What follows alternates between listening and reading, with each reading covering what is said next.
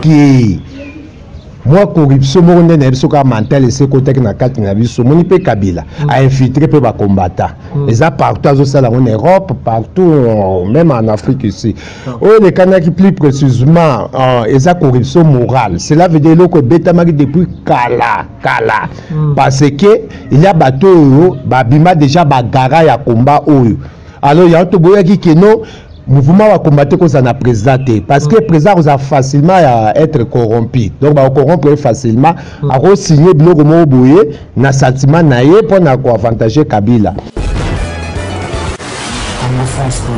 Kabila ko porter plainte ngeni ye mo kazana autorité morale ba M23 M23 bazana Congo pour na Kabila M23 bazana nani mais non les mouvement va Rwandais il y a ba Rwandais il y a ba ce sont des Rwandais va pénétrer à Congo, va s'accrocher trouble pour baïba.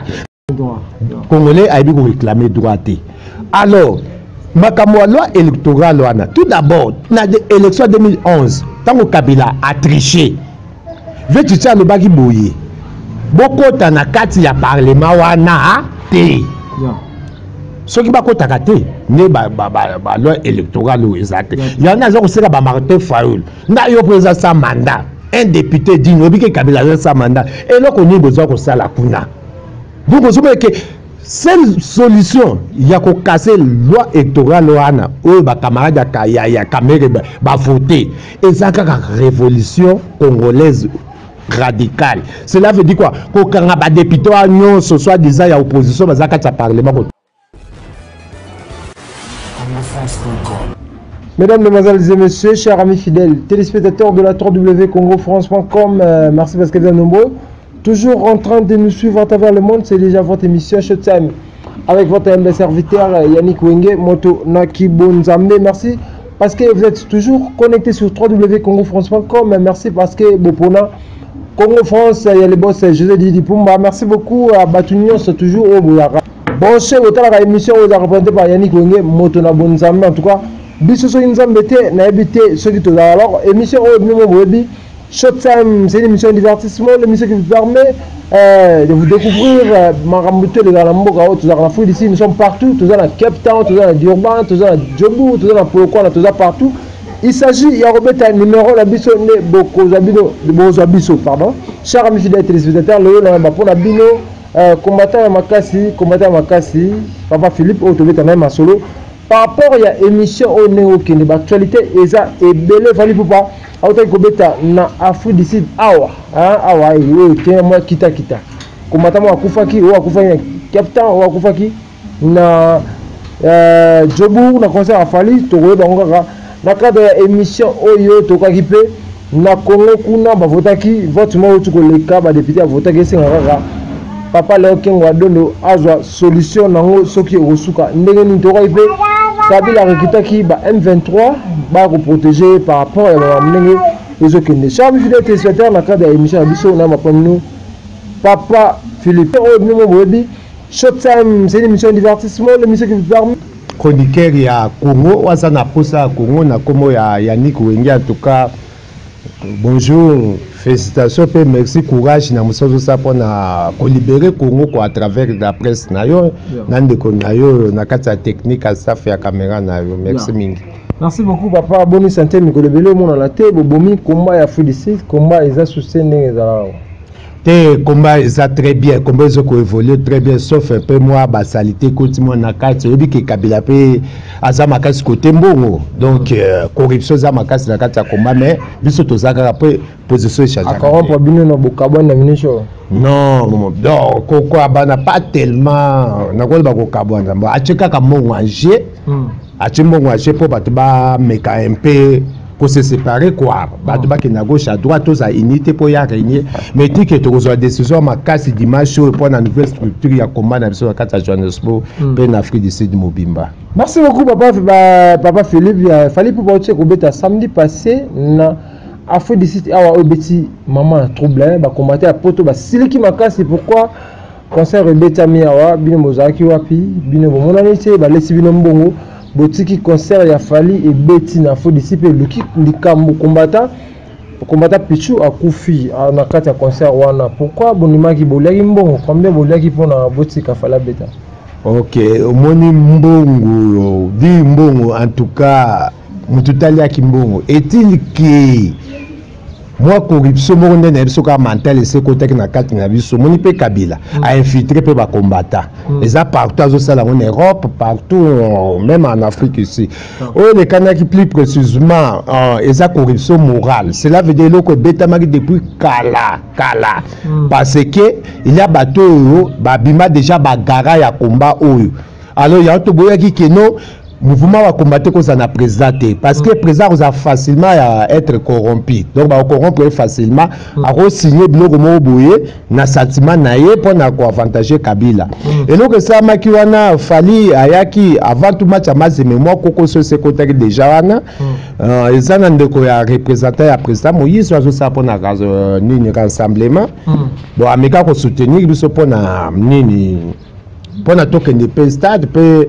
à chaque mois bon moyen babis quoi to kenaki to soutenir mais il a bande comment bazaki déjà na maele mabe bazaki déjà invitation mabe ba kutanaki déjà na muto alinga organiser déjà concert ya fali keno ye azali bango baza ba président quoi azana batu na ye soki basoleli bien concert ko betama yango campagne ya kofali wana vraiment sama makasi na milieu na biso vraiment ba combattant alors bandeko bazaki charger pona bazara charger toujours pona ko pesa biso information bokeba bobongama fali ko beta bazaki un peu moins distrait c'est là pas distrait mais ba yeba keloko salamaki bon ba solulaki xy il y a un moment qui concerne le Betamaki mais il y a un dimanche oyo et que ça je crois le 7 dimanche que ça le 10 to ko sala réunion makasi pona ko sala nouvelle structure ya ba combattant et tombe kapé ko tia ndenge to ko kende liboso mais il que to za ini bato baza coupable en tout cas ba ko sa sous na komba ya combattant te ya na za ko senga ba parti nyonso ya opposition o bazaka na Congo soko zoya awa tozaka déjà na secrétaire na biso yone gokuya yare pas secrétaire pe sa plan d'action et ça la conférence et débat il faut le pas secrétaire et pas batu mususu baza ba miyibi c'est le secrétaire qui a le seul droit ya ko annoncer que to yabe un tel politicien mais soko l'équipe pas batu o bazo cha trouble na kati ya combat o baza déjà corrompu yeba que non na yo oko ya penda likama na kabino mo mocho ba boto ko ngwa secrétaire à partir de tourner kimbongo na bino yo na bozongi sika rato secrétaire musala non secrétaire de tourner mo te bato ba baki secrétaire de tourner mo ezandi ba miyibi o bazali ba beti conseil a fali ba miyibi wan c'est kaza intellectuel aza droit na makamuni aza ko sala et puis aza franc alors bato ba baki na yibi mongo bango nde bato wana bazolinga secrétaire alungwa po bango ba profiter basaka bakanyaka et puis pourquoi to chaka secrétaire parce que to mona ke commande que comment okende eza normalité donc ay balé mbongo passer mkuna balé mbongo o balé mbongo ya passer xy mutotel bayaki yo imaginez un combattant zo ma déjà mutuloko la bato Kabila on a zaki na via bombisinga 500,000 rand aw combattant pourquoi ko annoncer on te pas baninga mususu ovandi kimia mutu wana akoza jamais combattant na kati ya na groupe na biso combattant déjà o aza corrompu aza traître fraude azala écarté ya on to ko sala réunion ya nouvelle structure monsieur Yannick yo faut sala au mona banani o ba ko diriger parce que lelo mutu nyoso ngolo ka no ngai na zaka combattant ngam na bana mutu aliboso ti bala pas combattant lelo soki wapi maman na kabiliste être le premier c'est pas devenir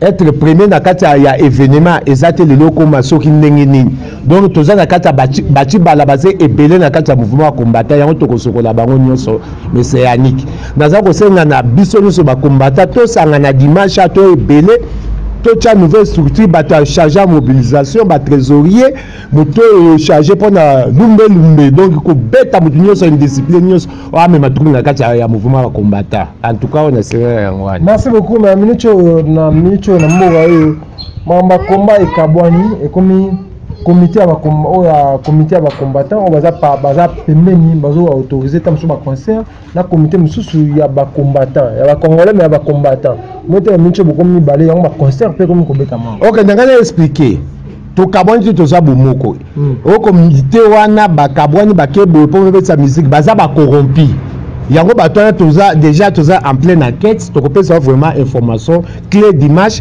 et le dit salamaki pourquoi fallait betamaki pourquoi information ezaki partager ezaki véhiculer na milieu ba combattant donc batouana zoka ba kabote baza ba miyibi bazwa donc batouana ça comité ba miyibi baza ba miyibi parce que na mouvement ba combattant présence à la raté ce que vous moto avec présence ba combattant c'est un voleur to boya surtout à moto à présent parce que la facilement corrompu bakopesa mbongo akosigner conseil beta ndenge ya fallait beta makiwana mutu collabore koya nanuka président ba combattant à se présenter à ce mot ba muso ba bima ba président ba combattant na wapi na et pas maman au like ba yeba ki ya président ba combattant nani ngaza président nga ba combattant soto mi pesa na lit ezali pona amour ya pays na biso mais malheureusement corruption côté na kati ya wana kosenga bandeko nyonso baza na Europe partout dans le monde na mistake ko salamaki ya auto sa structure asika makamo oyo tika ko tu asilika makasi pona bina bi boza le côté pourquoi botiki concert beta boke tu ma silika ba legiti na émission oui il faut silika ça mutu parce que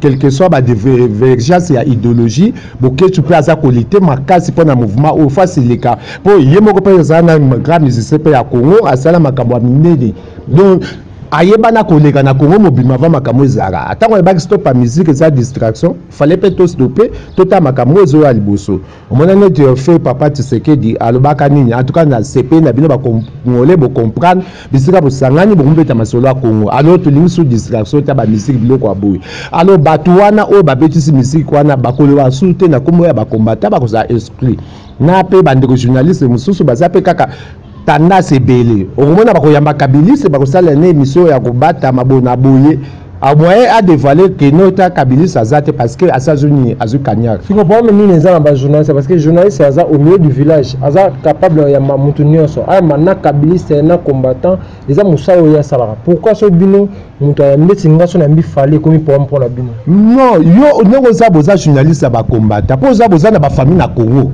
Kabila aza ko boma bandeko na yo muyo no biko za milieu du village so ko yiki lisa se bal perdi moko zu mutu XY ka famille na yo pona ba soda Kabila est-ce ko sepela on sepela te cela veut dire ba journaliste nyonso faut bazaka na ba congolais surtout na direction moko so ngai journaliste au milieu du village ko ba komata oli ba yo ka bino bata Kabila ba yo ka ba Kabila za na bato Kabila bato bakolo eza ba kabiliste non chose de corrompu bazana bango ba combattant mon frère bazini charge ba koki donc pia que les cas du fort balingi ko sala te kita mata dossier makaba combattant est-ce que combattant ça na ba dossier parce que ça na ba dossier te ya to bari bo ce qui concerne et que mutu moko bo asatete we ranson OJB Koffi Olomide si héritier frère surtout frère naza ko kebisa yo na moni qui aux autres le 16 oyo na décembre aye combien de foyers faire année passée ba yemela ki Kabila maman Olive ba la monga maman Olive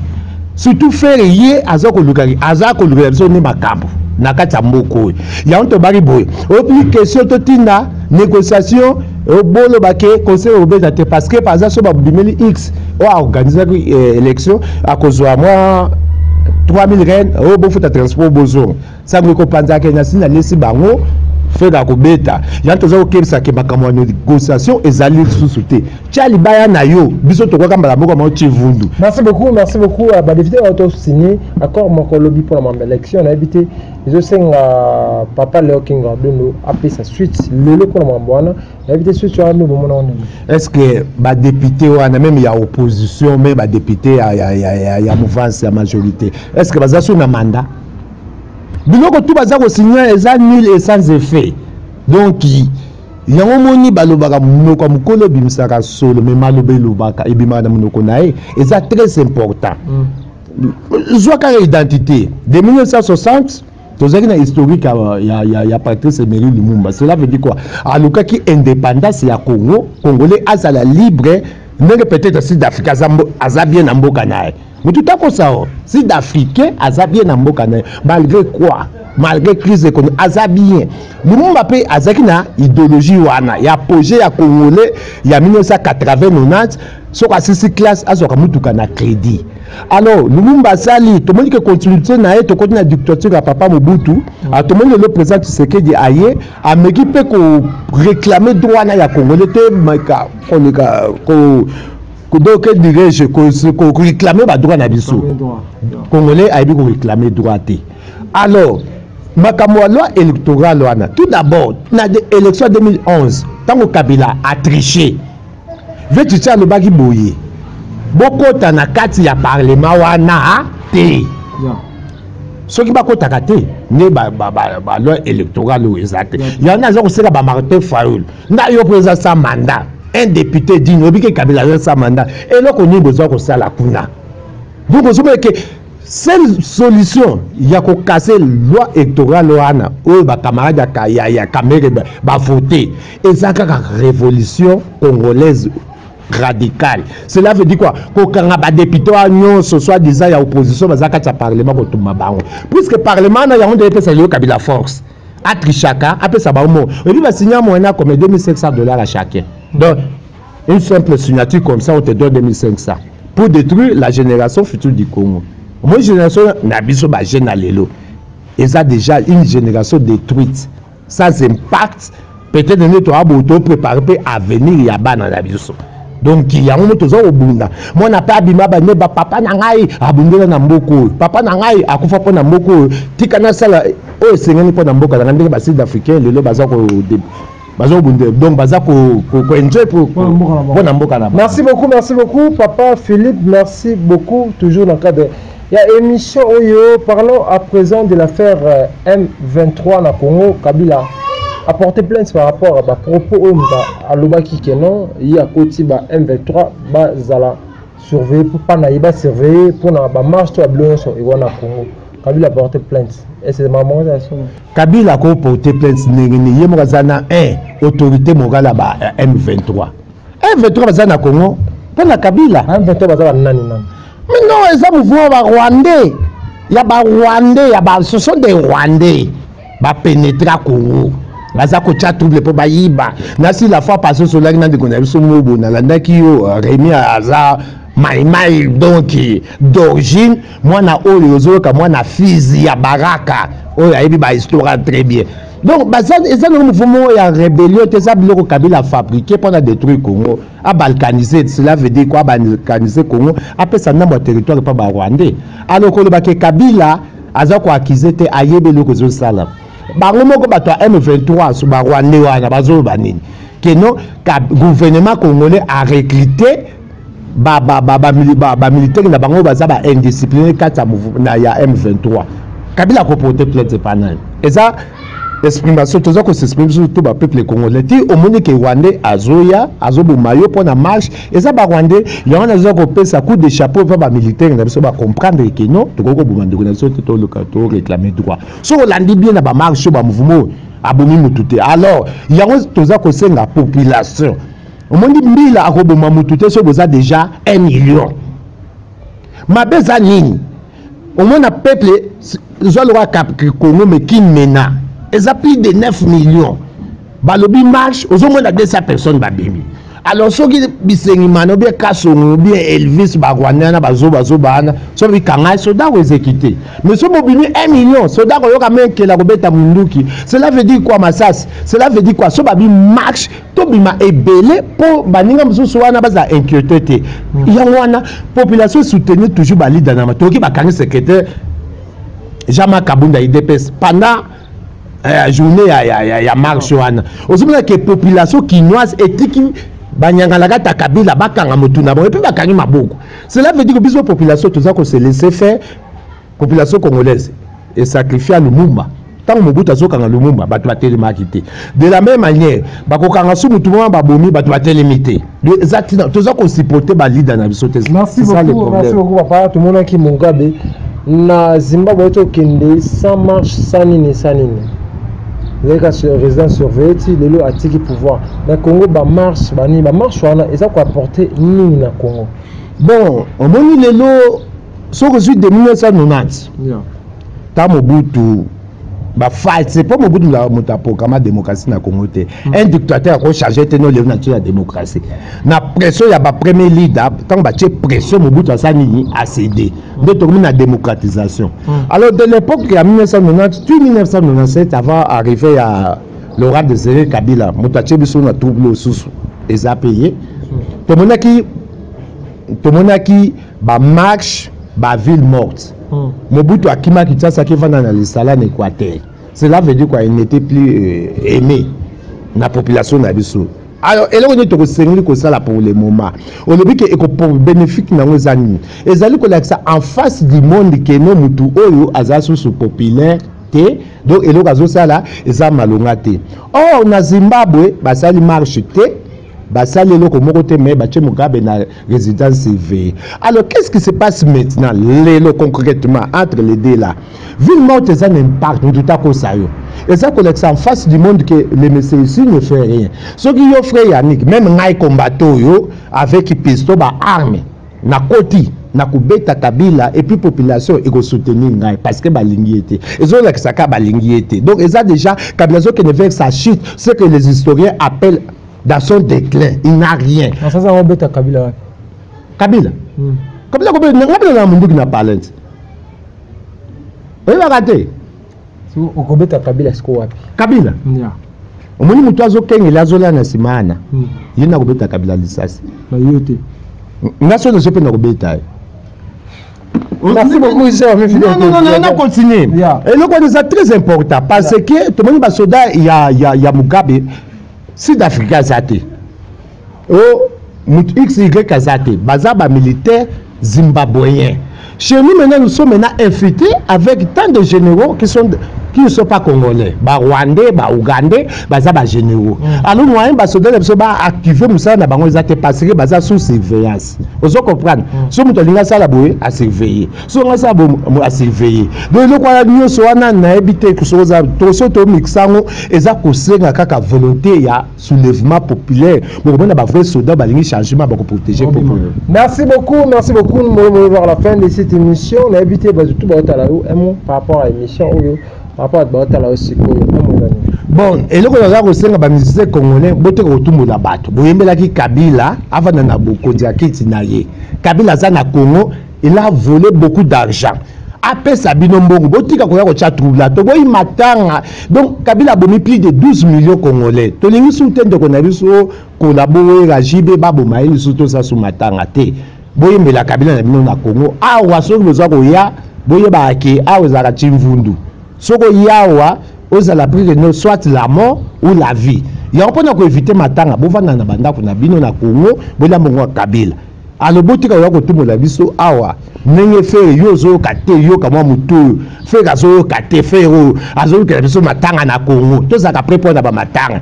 Alors pona un peu Kabila dégage Kanambe Kabila te Kanambe dégage nazo ko senga un peu peuple congolais aza motivé to za biso tout bato esprit pas maté do Kabila kusaka na biso donc so ba lobi soulèvement biso tout télé na bandu nous surtout même na mboka ki papa kizenga na gungu Veki zenga zaja fatigué. Botel ma bino ba jeune.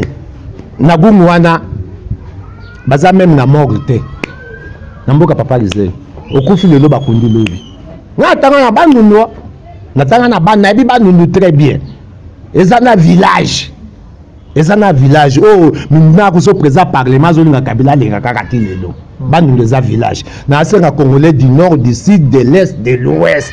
Tout les besoin de tout bien na Kabila, toute la structure à Sika. Tout ce qu'on appelle les institutions fortes et non les hommes forts. En tout cas, on a peut-être un numéro d'Angezali 062 859 08 98. Numéro d'Angwana.